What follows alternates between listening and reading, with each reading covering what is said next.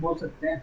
वो आज के क्लास में हम लोग एमवीसी के अंदर में एक एप्लीकेशन डेवलप करते हैं, प्रोजेक्ट मैनेजमेंट सिस्टम। एक मिनी प्रोजेक्ट, अगर आप इग्नू से एमसीए कर रहे हो, एमसीए न्यू कर रहे हो ना, तो उसके अंदर एक प्रोजेक्ट है एमसीए न्यू के अंदर में, MC SP044। उसके अंदर में एक टॉपिक है प्रोजेक्ट मैनेजमेंट सिस्टम।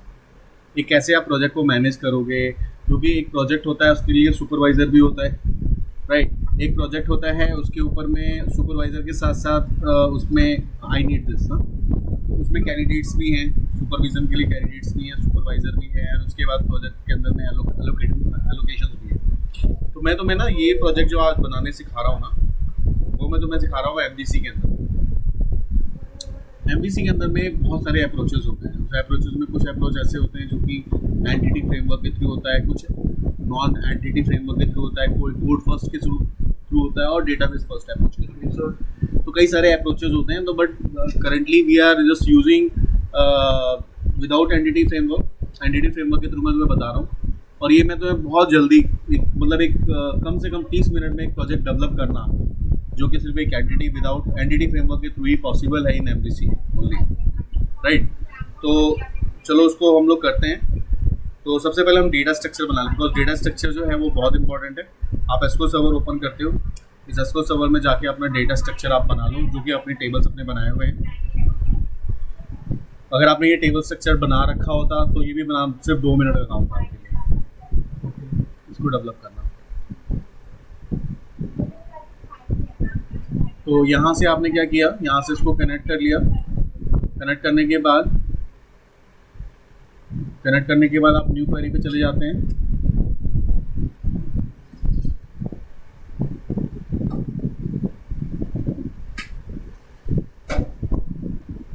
एक डेटाबेस का नाम तुमने ले लिया, सपोज कर लो उसका नाम हमने ले लिया प्रोजेक्ट डीबी। प्रोजेक्ट डीबी के नाम से हमने एक डेटाबेस ले लिया। Function F5। Now I'm just going to use this project_db function F5। now we are in project db।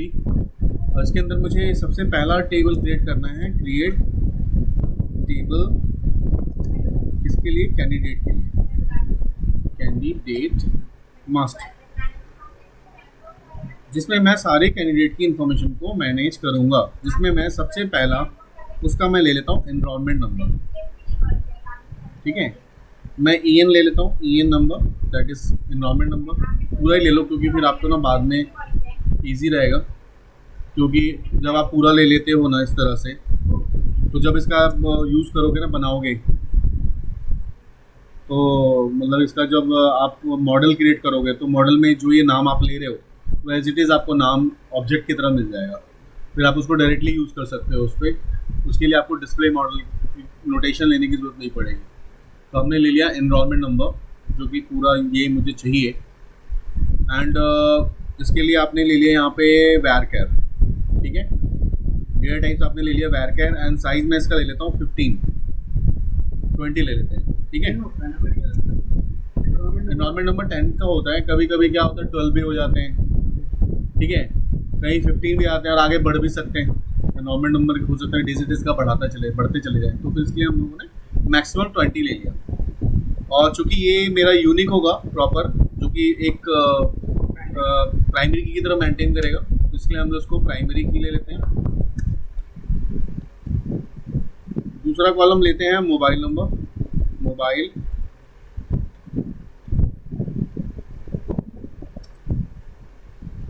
Number. और मोबाइल नंबर में भी हम लोग यहाँ पे varchar लेते हैं, कोई डॉट तो आना नहीं है, इंट ले लेते हैं, लेकिन इंट में बिग इंट लेना पड़ेगा। varchar ले लेते हैं। कभी कभी क्या होता है +91 भी यूज़ करना पड़ता है, ठीक है। तो अगर मैं उसका कंट्री कोड वगैरह भी चाहिए तो मैं फिर इसमें यूज़ कर सकता हूँ। इसको भी हम लोग ले लेते हैं 20। एंड मोबाइल नंबर के बाद है मेरे पास में नेम है, यूनिक की हम बाद में असाइन कर लेंगे। नेम है, तो हम यहाँ पे C नेम ले लेते हैं, है ना। कैंडिडेट नेम के लिए हम लोग सी नेम ले लेते हैं और इसको भी हम लोग यहाँ पे वैर कर लेते हैं एंड सी नेम के अंदर में मैं इसका 35 ले लेता हूँ। तो कभी कभी क्या होता है नेम ना काफ़ी बड़े मिल जाते हैं बच्चों के ना, साउथ इंडियन बच्चे जो होते हैं ना उनके नाम जो हैं काफ़ी लेंथ वाइज बड़े होते हैं। उसके बाद कैंडिडेट का ईमेल आईडी मुझे चाहिए। मैं वो सारी इन्फॉर्मेशन ले रहा हूँ यहाँ पे जो इन्फॉर्मेशन मुझे एक प्रोजेक्ट को एलोकेट करने में ज़रूरत पड़ती है। वेयर कैर और ईमेल आईडी मैं 50 ले लेता हूँ एंड ईमेल के बाद आ गया उसका कंप्लीट एड्रेस। तो सी एड्रेस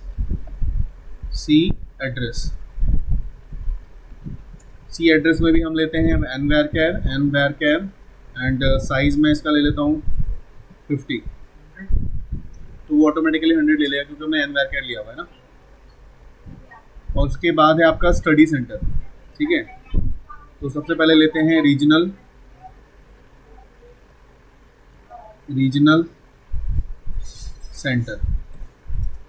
सेंटर जो है उसका हम एन वेयर कैर ले लेते हैं। इसमें रीजनल सेंटर पहले ले लेते हैं क्योंकि रीजनल सेंटर पहले आएगा फिर स्टडी सेंटर आएगा। तो रीजनल सेंटर हम लेते हैं इसके लिए हम लोग ले लेते हैं 10 नहीं 15 ले लेते हैं। रीजनल सेंटर के बाद हम लेते हैं यहाँ पे स्टडी सेंटर, बच्चे का स्टडी सेंटर जो कि अगेन वेयर कैर होगा और साइज इसका भी हम 15 कैरेक्टर ले लेते हैं। उसके बाद हम लेते हैं प्रोग्राम कोड जो कि मेरा वेयर कैर आएगा और प्रोग्राम कोड में BCA MCA MBA तो that is equals to 10 characters काफ़ी है। तो रीजनल सेंटर का कोड वगैरह भी तो है ना? रीजनल सेंटर कोड और दोनों के लिए मैंने 15 कैरेक्टर दे दिया ना। जैसे मैंने लिखा रीजनल सेंटर दिल्ली 2 29, दोनों चीज़ें आ गई ना। रीजनल सेंटर 3 28, इस तरह से कोड डाल देंगे और दोनों चीज़ें डाल देंगे। 15 काफ़ी है इसके लिए, नाम और कोड दोनों आ गया। प्रोग्राम कोड में आ जाएगा MCA BCA जो भी है, MBA MCU और कोर्स कोड में आ जाएगा तुम्हारा कोर्स कोड में वेयर कैर में जो उसका MBA है या जो भी है वो सारी चीज़ें आ जाएंगी इसमें। कोर्स कोड में जैसे MMPP1 है या MCOP1 है वो सारी चीज़ें आएंगी कोर्स कोड में। तो उसके लिए भी 15 काफ़ी है, 10 काफ़ी है वैसे तो। और उसके बाद अभी कभी क्या होता है कि MBA है तो उसके साथ में हम स्ट्रीम इसी में लिख देंगे, ठीक है। प्रोग्राम के साथ भी हम स्ट्रीम लिख देंगे तो यानी कि आप इसको हम लोग यहाँ पे 20 कर देते हैं। जैसे मान लो MBA है तो MBA इन फाइनेंस होगा, MBA ब्रैकेट में फाइनेंस लिख देंगे, MBA ऑपरेशन लिख देंगे, है ना। और बहुत सारे प्रोग्राम में ऐसे ज़रूरत नहीं पड़ती है तो डायरेक्टली उसमें चला जाएगा। तो इस तरह से हमारा ये कंप्लीट हो गया, ये कैंडिडेट की इन्फॉर्मेशन पूरी कंप्लीट हो गई। तो हम इसको फाइनली हम क्या करेंगे, हाँ किसका क्लाइंट है वो अलॉटमेंट के टाइम पे ना, अलॉटमेंट के टाइम पे डाल देंगे जब हम अलॉट करेंगे। तो अभी तो हम फिलहाल सिर्फ कैंडिडेट को ऐड कर रहे हैं। तो कैंडिडेट को हम इस तरह से यहाँ से पूरे के पूरे जो टेबल है हमारी वन टाइम में हम इसको सेलेक्ट करते हैं और इसको हम लोग इसको कंपाइल करा देते हैं। तो मेरे पास में क्या हो गया, ये हमारे पास में टेबल जनरेट हो चुकी है। बोला सर क्लास में है और अर्जेंट है तो बताइए। तो यहाँ पे आपने एक पूरा जनरेट कर दिया है।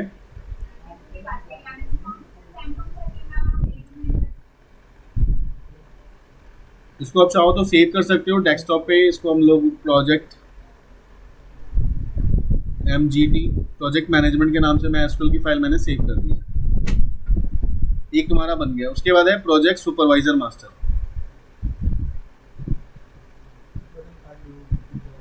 हाँ, तो ये प्रोजेक्ट सुपरवाइजर के अंदर मैंने इसको कॉपी कर लिया और मैंने इस टेक्स्ट को सेव भी कर लिया है। तो सुपरवाइजर मास्टर है तो मैंने इसका नाम रखा प्रोजेक्ट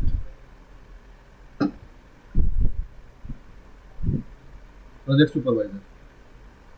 प्रोजेक्ट सुपरवाइजर में मैं सुपरवाइजर आईडी ले रहा हूँ।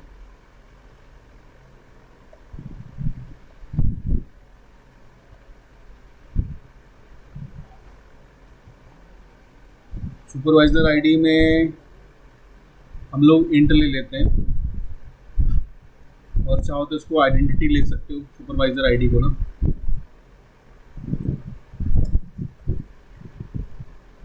आइडेंटिटी प्राइमरी की, ठीक है।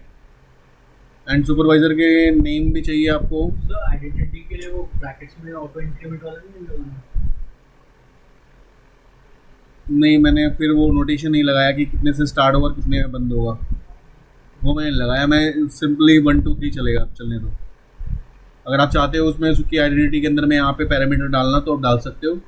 It should be start with 101 and add with 1, ये भी डाल सकते हो, बट मैंने ये नहीं डाला है।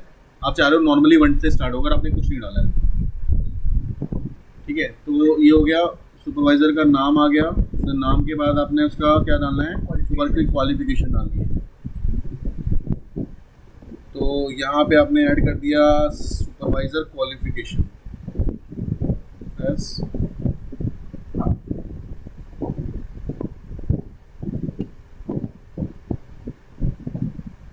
क्वालिफिकेशन हम लोग शॉर्ट में कर देते हैं,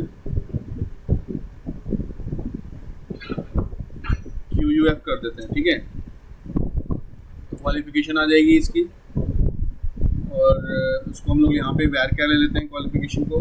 क्वालिफिकेशन में क्या आएगा, पोस्ट ग्रेजुएट, अंडर ग्रेजुएट, सब पोस्ट ग्रेजुएट ही रहेंगे या फिर उससे आगे रहेंगे।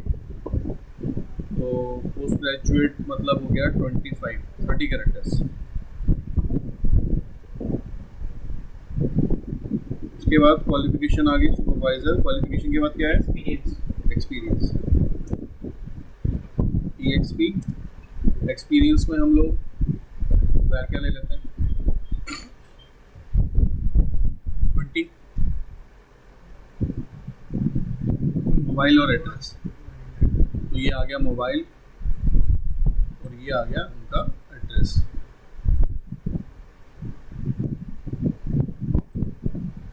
ठीक है, तो ये हमारी कंप्लीट हो गई दूसरी टेबल, जिसमें सुपरवाइजर की आईडी, नेम, सुपरवाइजर की क्वालिफिकेशन, एक्सपीरियंस, मोबाइल नंबर और एड्रेस। ये हमने दूसरा टेबल भी बना लिया। अब हम इसी को कॉपी करके तीसरा टेबल बना लेंगे, और फाइनली मैंने उसको टेक्स्ट फाइल में सेव भी कर दिया। प्रोजेक्ट एलोकेशन, उसमें एलोकेशन में एलोकेशन आईडी अपने आप जनरेट होगी। एलोकेशन आईडी के अंदर में हम लोग जो आज चाहते हैं आइडेंटिटी का जो फिगर आउट हो 10000 से स्टार्ट हो, और it should be start with 1। So we can do this right, 1000 then 190. हाँ, ऐसा कर सकते हो, 1000 से स्टार्ट कर दो, 1001 से स्टार्ट हो जाएगा। एंड उसके बाद एलोकेशन आईडी के बाद है एनरोलमेंट नंबर, जो कि मेरे को फॉरेन की बनाना है। तो मैं यहाँ पे फॉरेन की के लिए कॉल करूँगा एनरोलमेंट नंबर को, अंडरस्कोर नंबर। ठीक है, जो कि मेरा वहाँ पे वैरकैर है, और साइज उसका क्या है एनरोलमेंट नंबर का, वो हमें देखना पड़ेगा 20। जरूरी तो वाला वही डालना है। फॉरेन की का मतलब क्या होता है, फॉरेन की का मतलब क्या होता है बताओ।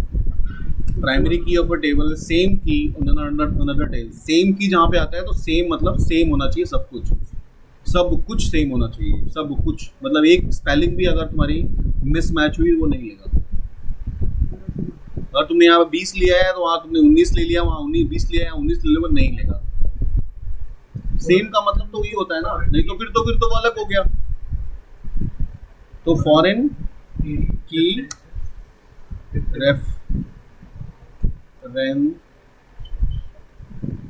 रेफरेंसेस किसकी, तो उस की के उस कॉलम की। तो उस टेबल का नाम क्या है, उस टेबल का नाम ये है और उसका कॉलम का नाम ये है। तो हम यहाँ क्या करेंगे, यहाँ पे हम पहले उसका टेबल का नाम लेंगे एंड उसके बाद उसके कॉलम का नाम लेंगे, जो कि मेरा ये वाला है। इस कॉलम में अगर इन दोनों कॉलम के अंदर में अगर कोई भी स्पेलिंग मिस्टेक हो गई तो वो कभी भी नहीं लेगा, ध्यान रखना। फॉरेन की का मतलब ही यही होता है कि सेम जो पहले से बना हुआ है उसी को तुम कॉल करोगे तभी वो एक्सेप्ट करेगा, नहीं तो नहीं करेगा। उसके बाद सुपरवाइजर है, सुपरवाइजर भी हमने ले लिखा है। तो सुपरवाइजर मेरे पास में इंट है, तो तो यहाँ पे हम उस तरह से सुपरवाइज़र को भी अलॉट कर देते हैं। और यहाँ पे हम अगेन हम फॉरेन की ले लेंगे इसको, फॉरेन की रेफरेंस, इंट फॉरेन की रेफरेंस, और किस टेबल का है, तो ये है सुपरवाइज़र टेबल का है। यहाँ पे सुपरवाइज़र टेबल का कौन सा कॉलम है, तो ये वाला कॉलम है।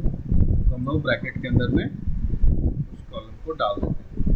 ये हमारा हो गया फॉरेन की दूसरा टेबल। सुपरवाइज़र को भी हम इन्हें अलॉटमेंट में ऐड करते हैं, क्योंकि इनरोलमेंट नंबर के बिहाफ पे हम पुरानी सारी चीज़ें दे दीजिए बड़ी, हम पुरानी सारी चीज़ों को कॉल कर लेंगे। इनरोलमेंट नंबर के बिहाफ पे हम पूरी इनरोलमेंट नंबर की सारी उसका एड्रेस, उसका ईमेल, उसका नाम वगैरह सब कुछ कॉल कर लेंगे, और दूसरा उसके बिहाफ पे हम लोग कर लेंगे। ठीक है, ये हो गया। उसके बाद आ गया तुम्हारा अमाउंट। ठीक है, अमाउंट भी आ गया, प्रोजेक्ट का आ गया। तो यहाँ पे आपका टोटल AMT, टोटल अमाउंट ले लेते हैं। और टोटल अमाउंट हम लोग किसी में भी ले सकते हैं, फ्लोट में भी ले सकते हो आप फ्लोट ले लो या इंट में ले लो उसको। ठीक है, total amount paid AMT, and उसके बाद ड्यू अमाउंट इंट में ले लिया, एंड उसके बाद प्रोजेक्ट का टॉपिक है। तो ये अमाउंट वाला सिनेरियो को ना हम नीचे रखते हैं। ठीक है, इसको ऊपर रखते हैं, क्या उसमें आएगा project underscore topic. Project topic जो भी होगा वो आएगा एन varchar, साइज में इसका दे देता हूँ टॉपिक में 100।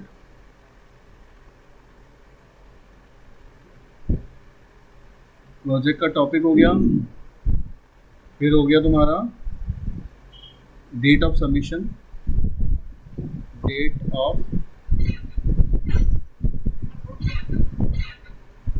सबमिट। डेट ऑफ सबमिट में भी हम लोग varchar कर देते हैं। varchar साइज में इसका डाल देता हूँ 20।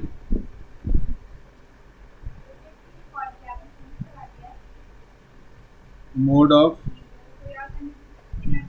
पे varchar, मोड ऑफ पे में भी हम डाल देते हैं 30।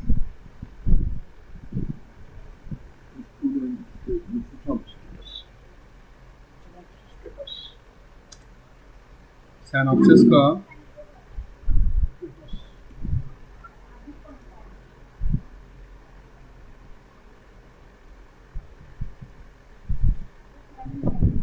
इसको varchar 1 रख सकते हैं। हाँ, स्टेटस को varchar 1 रख सकते हैं। इसमें yes no इनिशियल्स यूज कर सकते हैं।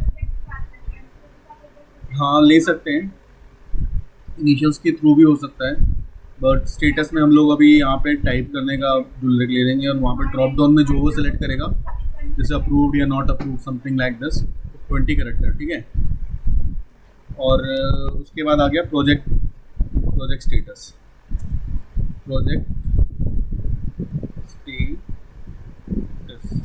अगेन varchar, और इसका भी हम 20 कर देते हैं।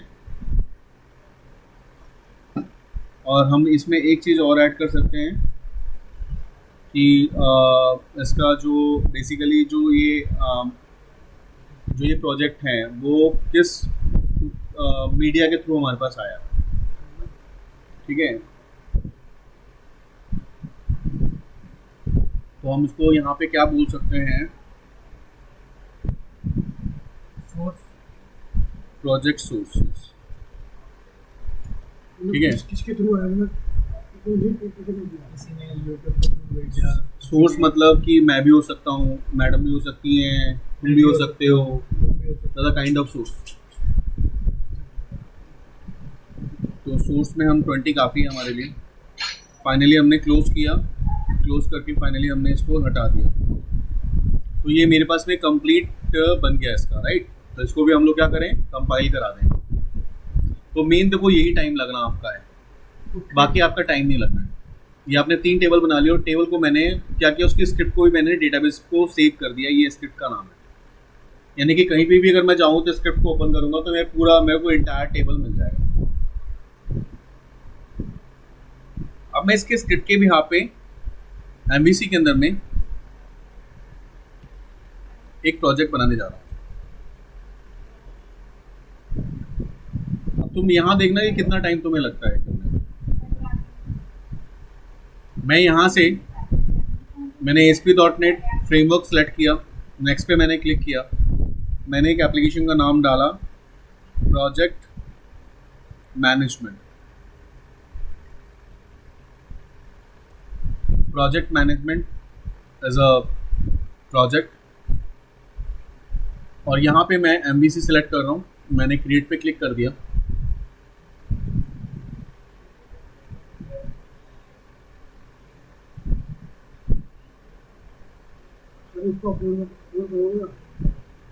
नहीं, यहाँ अपडेट का ऑप्शन आ रहा है, इसको बंद करे पहले तुम क्लास तो ले लो यार। तुम्हारे दिमाग में ये है कि मैं बाद में कर लूंगा, अभी तो नहीं कर रहा। नहीं पहले जो करा रहा हूँ उस चीज़ को ध्यान दो। इधर उधर करने से देखो, जो मैं अभी पढ़ा रहा हूँ आपको बाद में नहीं मिलेगा, बाद में तुम्हें वीडियो ही मिलेगी, तो वीडियो ही देख लो। मेरे ऐसी वीडियो मेरे पास 50 पड़ी हुई है, 100 ही पड़ी होंगी मेरे वीडियो पे, वहाँ से निकाल लिया करो। जो मैं अभी, जो तुम्हारा टाइम निकल रहा है, जो मैं तुम्हें बता रहा हूँ वो बाद में नहीं मिलेगा। आपको जब प्रॉब्लम होगी ना, तो अगर आप तुम अपना इसमें पूरा कंसंट्रेट करोगे, देखो तुम लोग मेरे सामने हो तो तुम पूछ भी पा रहे हो। कई सारे मेरे ऐसे बच्चे हैं जो मेरे पास नहीं है, वो इस चीज़ को सोचते हैं कि सर भी मेरे को इस तरह से बता पाते हैं जैसे आप लोगों को मैं बता रहा हूँ, उनको नहीं मिल पाता, तो वो मिस करते हैं उस चीज़ को। जो तुम्हें मिल रहा है तो उस चीज़ का फ़ायदा उठा लो।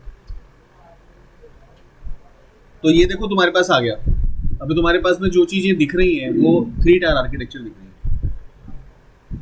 MVC का 3 टायर आर्किटेक्चर, मॉडल, व्यू और कंट्रोलर, 3 चीज़ें हैं। मैंने डेटाबेस बना लिया पहले। मैं जो अप्रोच यूज़ करने जा रहा हूँ, मैं एंटिटी फ्रेमवर्क यूज़ करने जा रहा हूँ। तो मुझे एंटिटी फ्रेमवर्क के थ्रू क्या करना है, पहले मुझे अपने डेटाबेस को यहाँ पे बनाना है। तो उसके लिए मुझे क्या करना है, एंटिटी फ्रेमवर्क के लिए मुझे यहाँ पे राइट क्लिक करना है। राइट क्लिक करने के बाद यहाँ से मुझे ऐड करना है न्यू आइटम। जैसे ही मैं न्यू आइटम पे क्लिक करूँगा, या फिर आप डायरेक्टली यहाँ पे ADO.NET एंटिटी डेटा मॉडल को सिलेक्ट कर सकते हैं। ये दिख रहा है आपको? ये आप न्यू में भी जाके कर सकते थे और चाहो तो यहाँ से भी कर सकते हो। तो मैंने ये कर लिया। ये मॉडल का नाम मेरे से पूछ रहा है, तो मैंने इसका नाम दे दिया प्रोजेक्ट मॉडल। ठीक है, मैंने इसका नाम दे दिया प्रोजेक्ट मॉडल। इसका नाम तुम कुछ भी दे सकते हो जिससे तुम कन्वीनियंटली उसको कॉल कर पाओ। यहाँ जो आप बना रहे हो एंटिटी फ्रेमवर्क की, तो डिजाइनिंग डेटाबेस बना रहे हो, तो इसलिए आप इसको फर्स्ट वाले को सिलेक्ट कर रहे हो। बाय डिफॉल्ट सिलेक्टेड रहता है। नेक्स्ट पे क्लिक करोगे, ये अपने आप ऑब्जेक्ट बनाएगा। ये पूछ रहा है कि ये टेलीकॉम DBO को सिलेक्ट कर रहा है, ये गलत है, ये मेरा डेटाबेस का नाम नहीं है। तो ये तब होता है जब आपने कई सारे डेटाबेस पहले से बनाए होते हैं, लेकिन अगर आपने नहीं बनाए होते हो तो ये आपको ब्लैंक नजर आएगा। तो उस केस में आपको न्यू पे क्लिक करना है और यहाँ से आप अपने सर्वर का नेम को यहाँ पे पुट करना है। तो यहाँ फाइल में जाओगे, कनेक्ट पे क्लिक करोगे, ये सर्वर का नेम है, यहाँ से कॉपी करोगे। कॉपी करने के बाद इसको यहाँ पे आप पेस्ट कर दोगे। पेस्ट करने के बाद यहाँ आपको डेटाबेस को सिलेक्ट करना है। डेटाबेस का नाम क्या है, जैसे आप प्रोजेक्ट के कुछ वर्ड्स को लिखोगे और डेटाबेस का नाम अगर आपने सही डाला हुआ है तो ऑटोमेटिकली पिक कर लेगा।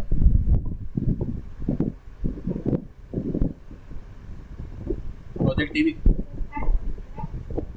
ये था हमारा। यहाँ से टेस्ट कनेक्शन से एक बार कंफर्म हो लो कि जो भी तुमने पैरामीटर्स डाले हैं वो ओके हैं कि नहीं है। एंड फाइनली ओके पे क्लिक करोगे तो तुम्हें वही स्ट्रिंग वापस मिलेगा, जिसमें उसमें अपने प्रोजेक्ट का नाम तुम्हें नजर आएगा, डेटाबेस का नाम। ठीक है, नाउ ये एंटिटी का नाम है प्रोजेक्ट टीवी एंटिटी, ये अपने आप बना रहा है। अगर आप तुम चाहो तो इसको भी चेंज कर सकते हो। और ये अगर मैंने क्लिक कर दिया तो ये बाय डिफॉल्ट क्या हो रहा है, बाय डिफॉल्ट ये मेरे उस फोल्डर के अंदर में वेब कॉन्फ़िग में सेव हो रहा है। इसके कनेक्शन स्ट्रिंग सेव हो रहे हैं क्योंकि मैंने वहाँ पर टिक किया हुआ। देखो नीचे लिखा हुआ है कि सेव कनेक्शन सेटिंग इन वेब कॉन्फ़िग एज। जो वेब कॉन्फ़िग में के अंदर जो कोड लिखा होता है ना, ऐड नेम सोर्स वगैरह, वो सारा कुछ आ जाएगा। अगर आप इस टिक को हटा दोगे तो वो सेव नहीं करेगा। ठीक है, लेकिन मैं चाहता हूँ कि मेरे कनेक्शन स्ट्रिंग भी दिखे, बिकॉज ये इंटरनली DLL तो बन जाएगा बट तुम्हें दिखेगा नहीं। बट मैं इसको चाहता हूँ कि मेरा दिखे। तो देखना उसका नाम क्या रहेगा, प्रोजेक्ट DB एंटिटी। किसका, जो लिखा add name, name is equal to this one, project DB entity. फिर हम अपने हिसाब से डाल सकते हैं। आप अभी यहाँ पे कर सकते हो चेंजेस जो तुम्हें चाहिए। जो तुम्हें चाहिए वो चेंजेस अभी तुम कर सकते हो, बाद में नहीं होगा ये, राइट। मैं नहीं चाहता चेंजेस, तो मैंने नेक्स्ट पे क्लिक कर दिया। ये जो लेटेस्ट वाला होगा एंटिटी का जो मॉडल वर्जन जो होगा वो उसको सिलेक्ट कर लेगा, यहाँ पे सिलेक्ट कर लेगा लेटेस्ट वाला। कभी कभी क्या होता है कि आपका ये 5 है, ये लोएस्ट वाला है, नहीं करना, लेटेस्ट वाला जो होगा वही करना, नेक्स्ट पे क्लिक करना है। और ये तुम्हारा कुछ रिट्रीव करेगा डेटा। रिट्रीव के अंदर मुझे सारे डेटाबेस चाहिए, तो मैंने इस पर जब क्लिक किया तो क्लिक करने के बाद मेरे को डेटाबेस ऑब्जेक्ट मिलेगा, उसमें मेरे को तीनों टेबल्स मेरे पास आ गए। मुझे तीनों टेबल चाहिए, मैंने डेटाबेस ऑब्जेक्ट के सारे तीनों को सिलेक्ट कर लिया। मेरे पास कुछ व्यूज़ नहीं है, मेरे पास कोई स्टोर प्रोसीजर नहीं है, दैट्स वाई कि मैंने यहाँ पे कुछ सिलेक्ट नहीं किया। अगर मेरे को कुछ व्यूज़ बना के रखता मैं तो भी मैं सिलेक्ट कर सकता हूँ। व्यूज़ होता है ना शो करने के लिए, व्यूज़ आपने बना दिए, कहीं 3-4 टेबलों से डेटा कलेक्ट किया, एक व्यू बनाया, आप चाहते हो कि आपके एक टेबल पे व्यू आपकी जनरेट हो जाए, ठीक है। जैसे प्रोजेक्ट अलॉट हो गया, प्रोजेक्ट अलॉट होने के बाद आपने कई सारे टेबलों से वैल्यू ले ली और व्यू के अंदर में एक बार दिखा दिया, हाँ भाई स्टेटस क्या है इसका। तो फाइनली मेरे को तो कुछ नहीं चाहिए, बाकी कुछ ऑब्जेक्ट्स हैं, देखो ऑब्जेक्ट का नाम आ रहा है मॉडल के नाम से, इसको रहने दो, फिनिश पे क्लिक कर दो। ऑटोमेटिकली तुम्हारे पास अब यहाँ पे पूरा का पूरा डेटाबेस का जो एंटिटी मॉडल होता है, यानी कि सारे टेबल की वैल्यूज, सारे टेबल के जो मॉडल थे वो, उनके ऊपर में जो एक्शंस होते हैं वो सारे उन्होंने बना दिए। अब मुझे इन एक्शन को कॉल करने की ज़रूरत है, अब मुझे इनकी व्यूज़ बनाने की ज़रूरत है। व्यूज़ भी खुद बना देगा ये। हाँ, ये तो हमारा ER डायग्राम बन गया। अभी देखो ये मेरा ER डायग्राम भी बोल सकते हो। ये सारे टेबल का ऑब्जेक्ट आ गया, इन दोनों के बीच में टेबल के अंदर में जो डिपेंडेंसीज थी वो भी आ गई यार। 0 into 1 डिपेंडेंसीज है इसके अंदर में। इधर से देखा जाए तो 1 into 0 है। यहाँ से देखो रिलेशन क्रिएट हो गया, the kind of ER diagram कह सकते हो आप, ठीक है। यहाँ से होने के बाद आप क्या करो, प्रोजेक्ट में जाओ और इसको बिल्ड करो। अभी तक हमारा प्रोग्राम बिल्ड नहीं हुआ है, मतलब हम लोग अभी सक्सेस की तरफ, हम लोग एग्जीक्यूशन की तरफ हम नहीं गए हैं, तो हमने सिर्फ अभी क्या किया, मॉडल को क्रिएट ही किया है। तो यहाँ पे एक बार आप बिल्ड कर लो।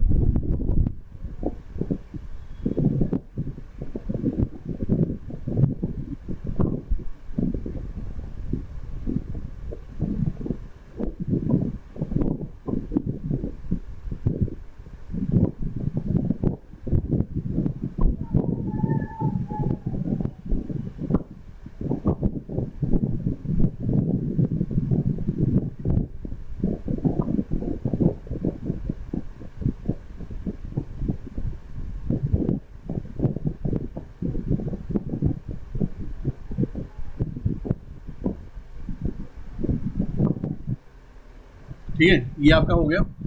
नाउ इसके बाद आपको क्या करना है, बिल्ड हो गया। देखो बिल्ड में कोई एरर नहीं आया मेरे पास, सक्सेस का मैसेज 0 फेल, मतलब सक्सेस हो चुका है। अब आप इसको बंद कर सकते हैं। और अगर आप यहाँ पे सॉल्यूशन एक्सप्लोरर में देखेंगे तो आपको कई सारे रेफरेंसेस आपको ऐड मिलेंगे इसके अंदर, ऑब्वियस सी बात है। और यहाँ पे देखो प्रोजेक्ट मॉडल भी हमारे पास यहाँ पे आ गया। अगर आप चाहते हैं तो इसको पूरा का पूरा मॉडल को आप मॉडल में भी जनरेट कर सकते थे। मैं मॉडल पे राइट क्लिक करके इस चीज़ को ऐड कर सकता था। तो ये सेपरेटली जो ये मॉडल है ना, जो बाहर आपको दिख रहा है, ये मॉडल कहाँ पे जाता, ये आपका EDMX जो क्लास है आपकी मॉडल के अंदर में आती है, ये बाहर है। अगर आप इस मॉडल को एक्सप्लोर करोगे तो आपको बहुत सारी चीज़ें मिलेंगी। कैंडिडेट की जितने भी क्लासेस आपकी थी उसके CSR के अंदर में उसकी सारी प्रॉपर्टी आपको दिखेगी। ये सारी property, enrolment number, mobile number, candidate के सारे गेट सेट मेथड के साथ, ये हमें मैनुअली बनाना पड़ता है। यस, हमें बनाना पड़ता है, बट ये ऑलरेडी आपको बना हुआ मिल गया। नाउ इसकी आपको कोई ज़रूरत नहीं है। यहाँ से आप इसको क्लोज कर ले, सारे को एंटायर को आपने क्लोज कर लिया। अब आप इसके बाद कंट्रोलर में आना है और आपको कंट्रोलर से जनरेट करना है आपको क्या, व्यूज़, ठीक है। तो आपको कंट्रोलर से व्यूज़ जनरेट करने के लिए क्या करना होगा, कंट्रोलर में जाना है, सबसे पहले राइट क्लिक करना है और यहाँ पे ऐड करना है कंट्रोलर। इस कंट्रोलर का नाम मैं रखना चाहता हूँ, लेकिन कंट्रोलर का जो टाइप है वो 3 तरह के टाइप है। एक तो एम्प्टी है, एक रीड राइट है और एक controller with view entity framework है। तो मुझे एंटिटी फ्रेमवर्क के थ्रू करना है क्योंकि मैंने एंटिटी फ्रेमवर्क यूज़ किया है। यहाँ पे मैं ऐड पे क्लिक करता हूँ। ऐड पे क्लिक करते ही मेरे से पूछेगा कि भाई क्लास का नाम क्या है। क्लास का मतलब यहाँ पे क्या है, मॉडल क्लास, जहाँ से आपकी एंटिटीज आ रही हैं, ठीक है। तो इसका मॉडल का नाम यहाँ पे आपको सेलेक्ट करना है। तो यहाँ मॉडल का नाम मेरा क्या है, प्रोजेक्ट एलोकेशन। सॉरी, हम लोग किसके लिए बना रहे हैं, अभी हम लोग बना रहे हैं कैंडिडेट के लिए। हम लोग किसके लिए बना रहे हैं, कैंडिडेट के लिए। तो हम लोग क्या किसके लेंगे, प्रोजेक्ट का कैंडिडेट वाला मॉडल जो मेरे पास में है उसको हम लोग यहाँ पे सेलेक्ट कर लेंगे प्रोजेक्ट मास्टर। अब ये पूछ रहा है कोई एंटिटी कॉन्टेक्स्ट क्लास का नाम क्या है, तो यहाँ से अब कॉन्टेक्स्ट क्लास जो वहाँ पे आ रहा था हमने चेंज नहीं किया था वो आ गया।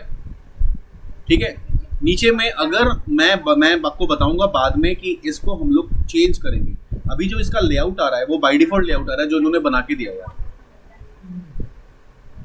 लेआउट मुझे कौन सा चाहिए, मुझे वो लेआउट चाहिए जो तुमने टेम्पलेट जो बनाया है। तो वो लेआउट कैसे इसके अंदर इम्पोज करेंगे वो तुम्हें बताऊंगा।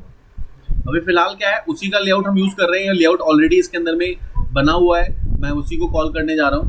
तो यूज जो सेम लेआउट पे मैंने क्लिक कर दिया और कंट्रोलर का नेम जो है वो बाय डिफॉल्ट यही आ रहा है। अब मुझे कुछ भी चेंज नहीं करना है, यहाँ पे ऐड पे क्लिक करना है। जैसे मैं ऐड पे करूँगा ये रिजॉर्व एक व्यू क्रिएट करेगा और उसके अंदर में व्यू बना के जितने भी मैंने अभी जो भी सिलेक्ट किया, मैंने क्या किया, मैंने डेटाबेस सिलेक्ट किया कैंडिडेट मास्टर। मैंने डेटाबेस का मॉडल कौन सा मॉडल यूज़ किया जो हमने डेटाबेस का मॉडल का था, मैंने रिजॉर्व व्यू सेलेक्ट कर लिया। तो उसके हिसाब से क्या करा है उसने एक कंट्रोलर क्लास बना दी जिसमें गेट सेट मेथड के साथ में डिटेल फेच करना, क्रिएट करना, उसको क्रिएट करने के बाद उसको अपडेट कराना, अपडेट कराने के बाद उसको अपडेट में दो चीज़ें होती हैं, दोनों चीज़ें करेगा, डिलीट करना, डिलीट में पूछता है, और डिस्पोज करना। ये सारे उसने मेथड्स बना दिए। डिस्पोज मतलब कि क्लियर करना, मेमोरी से उसको हटाना। Once you use the data, you will be disposed next time because the memory will be free for the next process. तो ये जैसे तुमने ये बनाया ना ऑटोमेटिकली इसके व्यूज भी बन गए। मैंने ये नहीं बनाए थे, मैंने सिर्फ ये बनाया था। तो जैसे मैंने ये बनाया ना ऑटोमेटिकली जो भी मेथड आपको यहाँ दिख रहा है डिस्पोज को छोड़ के, क्रिएट ऊपर देखा था आपने, डिलीट आपने देखा था, डिटेल आपने देखा था सबसे ऊपर था, एडिट आपने देखा था और इंडेक्स आपने देखा था सबसे ऊपर था। देखो दिस इज इंडेक्स, सबसे फर्स्टली इंडेक्स व्यू है, मतलब जो है ये व्यू का नाम है, डिटेल है, क्रिएट है, एडिट और डिलीट, बन गए सारे। अभी मैंने एक लाइन की कोडिंग नहीं करी, सिर्फ बनाया बन गया। अगर मैं इसको चाहूंगा रन कराने के लिए मैं इंडेक्स पे डबल क्लिक करता हूँ और मैं इसको यहाँ से एग्जीक्यूट करा देता हूँ। अब आप देखोगे कि जो मैंने फंक्शनलिटी मैंने करी थी वो जो मैंने डेटाबेस बनाया था उसके हिसाब से मेरे पास पूरी डिटेल यहाँ पे आ जाएगी। इंडेक्स में क्या होगा, वैल्यू शो कराएगा, बट शो तो होगा नहीं। क्यों नहीं होगा? बिकॉज ऑफ कि मेरे पास एक भी डेटा नहीं। If I put some data inside this तो मेरे को वो भी थ्रो करेगा। आ गया, रिजर्व व्यू में आ गया। अब मैं यहाँ से सीधा क्रिएट करता हूँ, मैं एक बच्चे की इन्फॉर्मेशन डाल रहा हूँ। अब इसका ये व्यू है, ये इसका व्यू है। अब मैं इसका व्यू को अगर मैंने अपना व्यू बना दिया जो मैंने तुम्हें बोला है तो that will be like drastic और लुक वाइज बहुत अच्छा लगेगा, अट्रैक्टिव एंड ऑल, है ना। तो यहाँ पे मैं कोई एक एनरोलमेंट नंबर, कोई एक डिटेल डालने जा रहा हूँ। जैसे मैंने एक एनरोलमेंट नंबर डाला 2201 620 769, मोबाइल नंबर 9654 02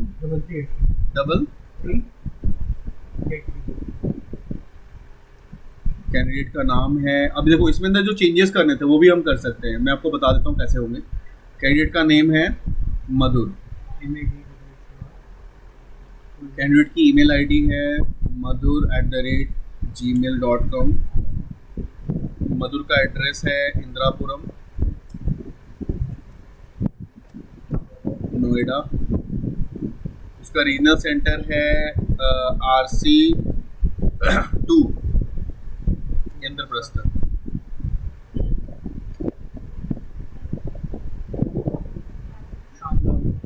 ये है आपका श्यामलाल, प्रोग्राम कोड है MCA न्यू, और जो कोर्स के लिए आप मेरे पास रजिस्टर्ड कर रहे हो यह है MCSP 223, ठीक है।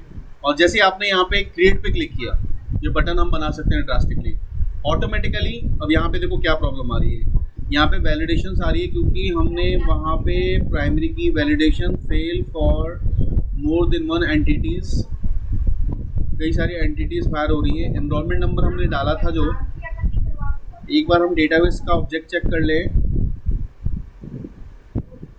एनरोलमेंट नंबर हमने प्राइमरी की 20 डाला था ना, तो हमने 20 से ज़्यादा तो डाला भी नहीं है वैसे भी। हाँ 10 डाले।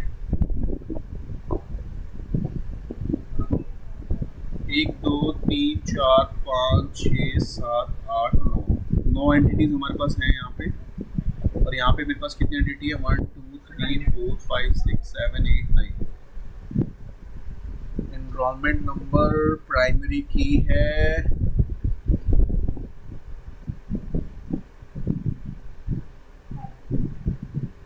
कुछ ऐसे फील्ड्स देखो यहाँ पे ऐसे हैं जो कि शायद वो उसकी वैल्यू उसके हिसाब से नहीं ले रहा। एड्रेस में हमने कितना लिया हुआ है,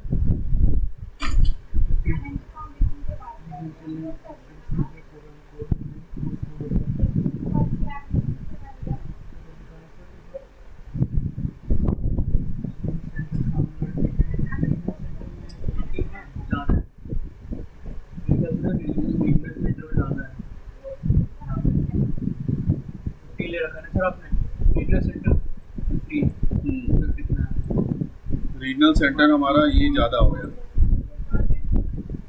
रीजनल सेंटर में हमारी जो फील्ड्स है ना वो ज़्यादा है, तो इस वजह से वो नहीं लेगा। चेंजेस में आके उसको दिक्कत आ गई। तो जब ये रन करेगा तो सबसे पहले आएगा किसका नाम, कंट्रोलर का नाम। कंट्रोलर का नाम क्या है, कैंडिडेट मास्टर। और उसके बाद क्या आएगा, व्यू का नाम। तो कंट्रोलर का नाम क्या है, कैंडिडेट अंडरस्कोर मास्टर और स्लैश व्यू। फिर से हम वापस करते हैं।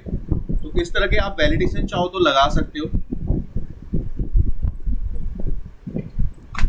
पहले ही हम वैलिडेशन अगर हम लगा देना जावास्क्रिप्ट के थ्रू, ये इसमें प्रॉब्लम थी ना, तो यहाँ पे RC2 कर देता हूँ मैं, ठीक है। RC2 यानी दिल्ली 2 हो गया, रीजनल सेंटर श्यामलाल हो गया, program code MCNU, course code ये, और क्रिएट पे मैं क्लिक करता हूँ तो आप देखो यहाँ पे फुल फ्लेज में आपकी वैल्यूज जनरेट होगी। सारे कैंडिडेट की इन्फॉर्मेशन इस तरह से आएगी। अगर हमको इसी इन्फॉर्मेशन को अपडेट करना चाहते हैं तो मैंने यहाँ पे एडिट पे क्लिक किया, एडिट में चले गए। मैं यहाँ पे RC2 की जगह पे दिल्ली 2 कर देता हूँ, दिल्ली 2, और मैंने फाइनली यहाँ सेव पे क्लिक कर दिया तो ये मेरा दिल्ली 2 अपडेट हो गया। एनरोलमेंट नंबर नहीं आ रहा है क्योंकि एनरोलमेंट नंबर हमने शो नहीं कराया, इसमें मैंने शो नहीं कराया, व्यू में शो नहीं कराया, सेव में शो कराया है। प्लस इसमें जो आपको यहाँ पे C लिखा हुआ है, इसको अगर आप व्यूज में कुछ चेंजेस करना चाहते हो तो आप कर सकते हो। यहाँ पे आप स्टॉप करो, जैसे इंडेक्स में देखो यहाँ पे लिखा हुआ है मॉडल, तो यहाँ पे आप चेंजेस वगैरह, यहाँ पे ये मॉडल है, मॉडल को चेंज नहीं कर सकते हो, इसके आइटम को चेंज कर सकते हो। तो यहाँ से आप उसकी चीज़ को आप यहाँ से चेंजेस वेंजेस कर सकते हैं। सर एडिट का है ना मेरे ख्याल से, नीचे वाला, ये वाला अपना व्यू का है और नीचे वाला ये इंडेक्स का है, यहाँ व्यू हो रहा है, यहाँ पे उसकी वैल्यू तो व्यू हो रही है ना, डिस्प्ले नेम के अंदर में। तो अगर आप चेंज करना चाहते हो तो उसकी वैल्यू को आप चेंज भी कर सकते हैं। क्रिएट है,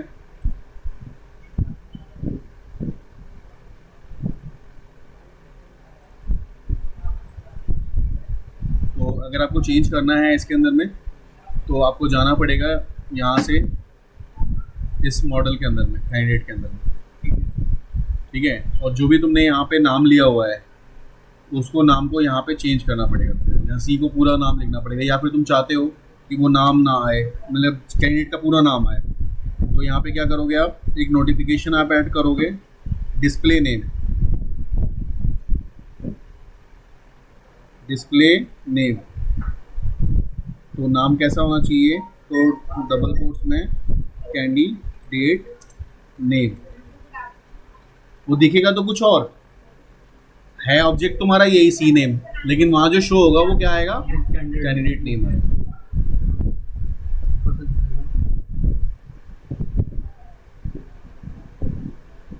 तो मैंने किस में चेंज किया था, क्रिएट में, नहीं मेरे हर जगह चेंज हो जाएगा क्योंकि मैंने एक मॉडल में चेंज कर दिया ना, मैंने एक जगह मॉडल में चेंज किया तो सब जगह। अगर हम अलग जगह हर जगह अलग अलग करते हैं तो फिर वो दिक्कत हो जाता है। तो देखा तुमने कितनी जल्दी हमने क्या बना लिया। अगर मैं तीनों का अलग अलग बना दूं तो मेरा काम हो गया। तो 2-3 दिन लगता है। नहीं 2-3 दिन क्या लगना है। अभी मैंने एक मॉड्यूल बना लिया पूरा, इस मॉड्यूल को मैं यहाँ से कनेक्ट कर सकता हूँ। अब मैं दूसरा मॉड्यूल बना देता हूँ, ठीक है। गए होम को हम हटा ही देते हैं, होम की जरूरत नहीं है, रहने दो होम को, रहने दो। राइट क्लिक किया, ऐड किया कंट्रोलर को। इस बार मैंने कंट्रोलर का नाम क्या लिया, प्रोजेक्ट एलोकेशन, है ना। सेम प्रोजेक्ट एलोकेशन में यही आएगा, ये सारी चीज़ें सेम ही आएंगी। ऐड पे क्लिक कर दिया, इसके ही सारे व्यूज़ बन गए।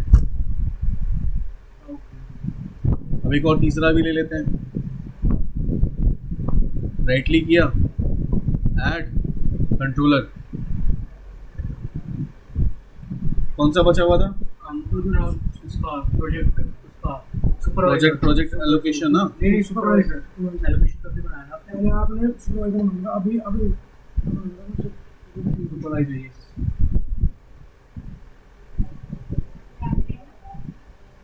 अब तीनों को एक जगह पे तीनों को कनेक्ट कर दो।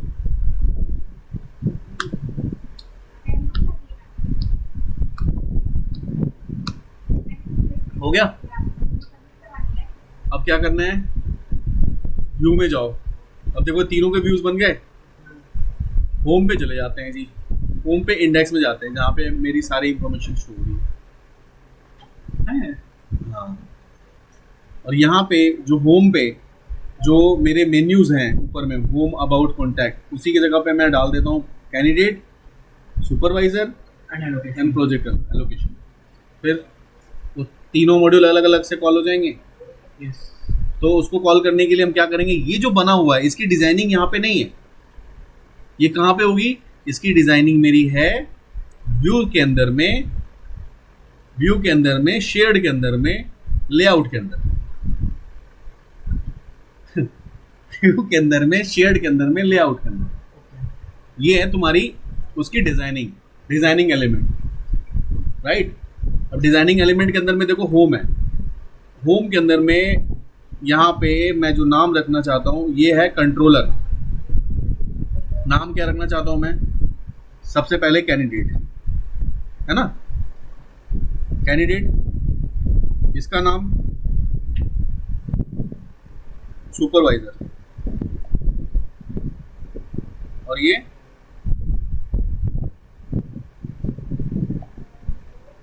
एलोकेशन।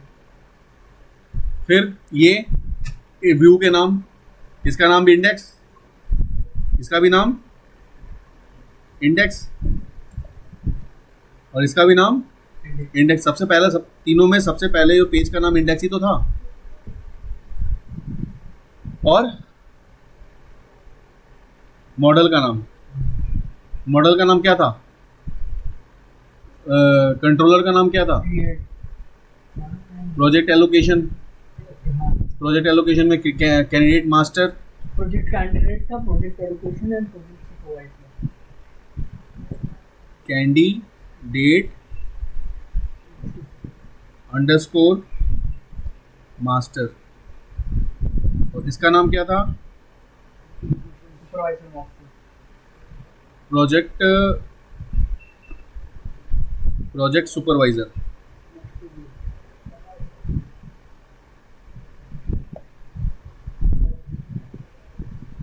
और इसका नाम क्या था, प्रोजेक्ट कैंडिडेट, प्रोजेक्ट एलोकेशन। ये देखो सबसे ऊपर में यहाँ लिखा हुआ है, अगर आप जाओ तो यहाँ से देख सकते हो, प्रोजेक्ट अंडरस्कोर एलोकेशन। बस स्पेलिंग मिस्टेक नहीं होनी चाहिए, अगर हुई तो वहाँ पे प्रॉब्लम आ सकती है। अब वापस आप उसी इंडेक्स वाले उसी पेज को खोल लो जो आप रन कराना चाहते हो। तो मैं होम कंट्रोलर के अंदर में इंडेक्स पे रन पे क्लिक कर रहा हूँ, और मैंने फाइनली क्या किया, यहाँ पे जो उसका ASP.NET वगैरह लिखा हुआ है, यहाँ पे नाम भी हम चेंज कर देते हैं, तो लेआउट में भी हम चेंज कर सकते हैं। यहाँ पे ये तो उसका टाइटल ही हो जाएगा, तो टाइटल में हम डाल देते हैं प्रोजेक्ट मैनेजमेंट, ठीक है। और प्रोजेक्ट में एप्लीकेशन का हो गया, या हो गया एप्लीकेशन नेम, यहाँ भी मेरा प्रोजेक्ट मैनेजमेंट।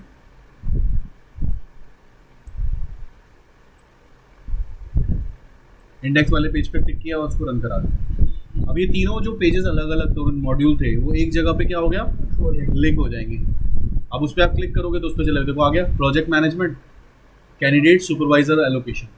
अब जैसे ही आप कैंडिडेट पे क्लिक करते हो तो कैंडिडेट का पूरा मॉड्यूल लॉन्च हो जाएगा। कैंडिडेट पे काम कर लो और यहाँ पे कैंडिडेट पे लॉग आउट बना दो, मूव कर दो। यहाँ पे कोई एक बटन बना देते हैं यहाँ से एग्जिट करने का, तो एग्जिट करते कहाँ चला जाएगा, सीधा मेन मॉड्यूल पे आ जाएगा। फिर हम यहाँ पे सुपरवाइजर पे क्लिक करते हैं, अब सुपरवाइजर के सारे टास्क चलेंगे। क्यों? ये जो चीजें हैं ये आप उसको मॉडल में जाके चेंज कर लो, इनको चेंज कर लो मॉडल में जाके, पूरा नाम दिखे। अब बताओ, जो मैडम को जो 4 रजिस्टर पहले यूज करती थी, अब वो एक रजिस्टर में काम कर लेंगे, मतलब इसमें आराम से बैठ के काम कर लेंगे। इजी कितना हो जाएगा, एक्यूरेसी हो जाएगी उनके लिए कि हाँ प्रॉपर सारी चीजें मेरा मेंटेन हो रहा है यहाँ पे एक ही जगह पे। जिसको मैंने प्रोजेक्ट एलोकेट किया वो यहाँ पे आ जाएगा। And if you want to show the like ID Y D तो उसको भी शो कर सकते हो, उसको भी आप यहाँ से शो कर सकते हो। शो करने के लिए बस आपको उसको में ऐड करना पड़ेगा। जैसे यहाँ पे इंडेक्स पेज पे देखो एक क्या दिख रहा है आपको, मोबाइल नंबर दिख रहा है, एक TH और ऐड कर लो यहाँ पे। किसके लिए? एनरोलमेंट नंबर के लिए। और एक TH यहाँ पे और ऐड कर लो, किसके लिए? एनरोलमेंट नंबर के, मोबाइल एनरोलमेंट नंबर के लिए। तो दोनों चीज़ें आपकी शो हो जाएंगी डिटेल में, सारे पेजेस पे करा दो, तो वहाँ पे वो भी इन्फॉर्मेशन शो हो जाएगी जो तुम्हें चाहिए। जो हटाना है उसको यहाँ से हटा दो। और इसमें अगर तुमने लेआउट डाल दिया तो तुम्हारे अपने अकॉर्डिंगली तुम्हारा डिज़ाइन भी चेंज हो गया। तो अगर तुम्हें आता है ना, एक प्रोजेक्ट को बनाने के लिए सिर्फ 6 घंटे चाहिए, 6 आवर्स में हम पूरा प्रोजेक्ट बना सकते हैं। इसमें सारे काम कर सकते हैं जो हम लोग कोडिंग में करते हैं। कोडिंग को यहाँ पे मैनिपुलेट कर सकते हैं इफ़ यू नो समथिंग और दैट। अगर आपको कोडिंग में बेस से काम किया हुआ है तुमने, तभी ये काम कर सकते हो जो मैं कर रहा हूँ। अगर नहीं किया हुआ है तो नहीं करो। सीधा का सीधा तुम सोचोगे सीधा हम 10वीं सीढ़ी पे चढ़ जाए, तो नहीं हो पाए। ये वो बच्चा कर सकता है जिसने कभी कोर पे काम किया हुआ है, कोडिंग पे काम की हुई है, जिसका बेस अच्छा है, जिसका ASP.NET स्ट्रक्चर अच्छा है, तब ये इस सीढ़ी पे चढ़ सकता है। ठीक है, तो मैं स्टॉप करूं?